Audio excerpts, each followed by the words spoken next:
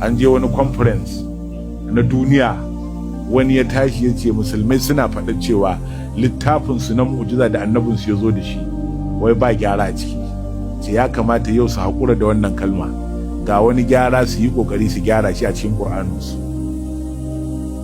In ji fa wannan mutumin ya tawa bismillah yi bayani, ya ce a cikin ƙur'ani annabinsu ya zo da cewa wai ma ja'alallahu lirajulin min qalbayni fi jawfihi, Allah bai taɓa sa wa ɗan adam namiji zuciya biyu a kirjinsa ba.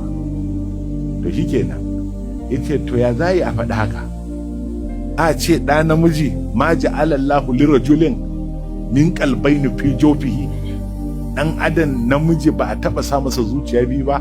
Yace ai an bincika ba a taɓa samun ya mace ma da zuciya biyun ba. Ya aka Qur'ani ya kasa haɗu da mace a nan sai namiji kawai. Yace da haka nan gurin kamata ya gyara shi, kowace mace ma zuciya ɗaya ce da ita. Me yasa annabin ku ya zo da ma ja'alallahu lirajulin, a ɗauke kalmar rajulu kawai, a ɗauko wata kalma ita ce kalmar basharu a saka a wurin, ka ce kawai Allah bai sa wa ɗan adam, shine an haɗa da namiji kenan da mace. Haka an ci gyaran musulmi yau. Yace ba gyaran har yau, abinda ka faɗa ne da gyaran kai. Amma wannan annabin masumi ne, ya zo da magana ne daga Allah. Yace to me gyaran?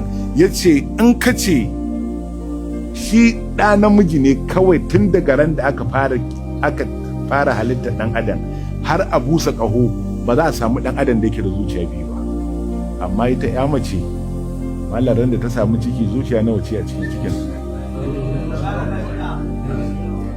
Ai da an fasa cikin nan akwai zuciyarta, akwai zuciyar ɗan kuma. Amma yan tagwaye ne zuciya uku kenan. Ai take agun ya ce a bani addinin musulunci in karɓa, a bani addini sai ya musulunta.